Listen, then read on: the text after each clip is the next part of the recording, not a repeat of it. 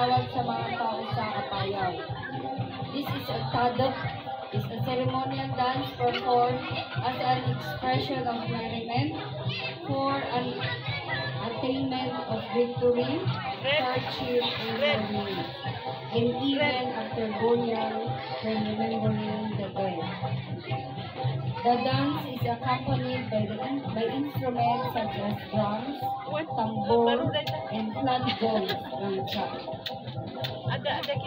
It is sometimes called the Tado dance by the Islam, or the Talit dance. It involves a pair of male and female dancers, just like other Cordillera gong dancers. Their music accompaniment comes from a gong